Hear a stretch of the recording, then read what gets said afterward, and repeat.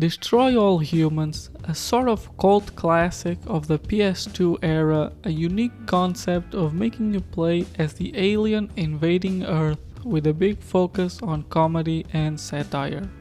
Developed by Black Forest Games, which doesn't have the best track record with remakes. The original game having been developed by Pandemic Studios. In fact, Pandemic Studios have not touched this series since its sequel in 2006, and ever since then the franchise has been on shaky grounds, with its two other sequels being very poorly received. This one is a remake, so how does it stack up? Graphics wise, it looks good. It has a more cartoony look to it now, and people look a lot more like caricatures than people. And for the type of jokes made in this game, that makes sense. Also, a lot of levels now have a more cheery look to them, looking more colorful and bright. Some levels legitimately change the setting, being set at night in the original and during the day in this remake. So while I have a soft spot for the PS2 look, I do think that the changes in graphics here are an improvement, not just purely in a technical way. The story is, as far as I could tell, the same as the original. Your brother's ship crashes on Earth and you are sent in to explore and understand human life so you can overtake it. And of course, you do that all by yourself as a single alien, which I think is done for comedy, as this game does not make the human race look very bright. The game is mostly a satire of 50s America. It also pokes fun at the military a lot, which makes sense given the subject matter. And I enjoyed it. I thought that it was very funny, even if sometimes it can be a bit corny, so to say. My biggest complaint would be with the voice acting. The main character has a deep voice, and when he's talking by himself, it sounds like an alien enough. But in missions, especially missions that involve other deep voiced men like military bases, his voice can kind of be mixed by those. I found myself thinking, why would a man say that?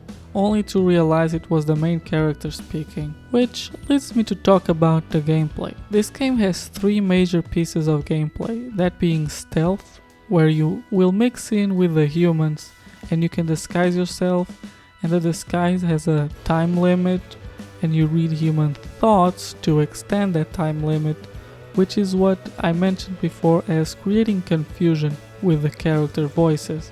This is also where a lot of the shorter, quicker jokes come, as you hear the thoughts of the very overly exaggerated Americans. But this also creates a problem where there is a big chance you will start hearing repeated lines, jokes, and that can get a bit annoying. There is also certain characters that will be able to drain your disguise, and they will have a radius around them. Mostly so this stealth gameplay doesn't become too easy, as it can often be, but actually I really enjoyed the stealth. While it's nothing crazy, there's something very enjoyable about trying to walk around disguised, almost like a Hitman game. The second piece of gameplay is action shooting. I would say the shooting is more akin to Ratchet and Clank than anything else, where guns auto-lock to the enemies and you have a bigger focus on running around and avoiding enemy fire. This is helped by a dashing and flying mechanic, making your character very mobile, and my personal favorite weapon was the gravity gun.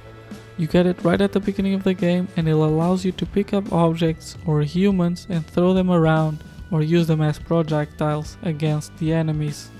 And on mouse and keyboard, I found it to be very easy and funny and enjoyable, all of those three things. There is a very good feel to it, which is surprising given that this was originally a console game, but the keyboard and mouse controls were pretty good.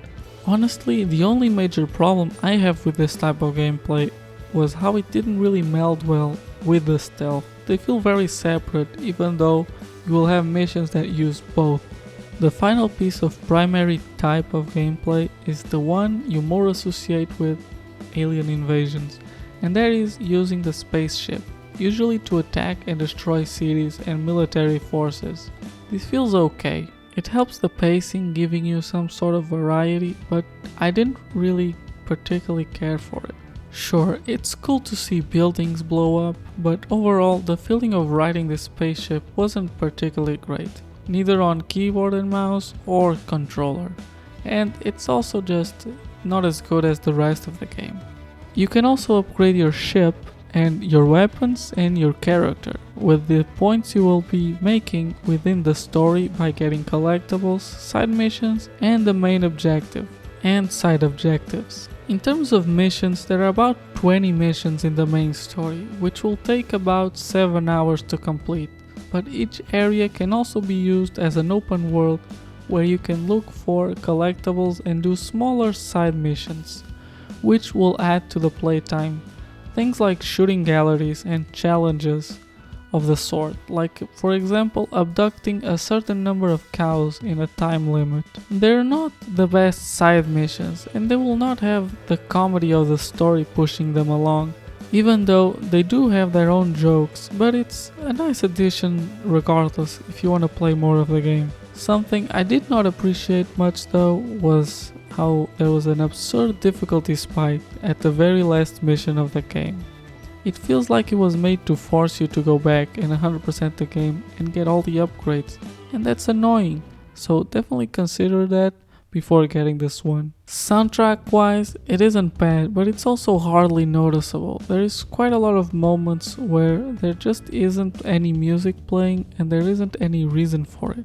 And when there is a soundtrack, it tends to be very subtle, which better than having a bad soundtrack, but still disappointing, especially when this wasn't really a problem with the original. But overall, I really enjoy this game. It's fun in a way only a PS2 game can be, and as a remake, well, it's the only way to play this game on modern hardware, so there is a reason for it to exist. So as far as recommendations go, this is a yes for me. Go ahead and get this game, it's really a good time, and at $30 it isn't even particularly expensive. Also, don't watch the trailer because it spoils the game bosses. And that is it for another review. Be sure to subscribe and like immediately if you don't want to be probed by an alien, and comment as well. Goodbye!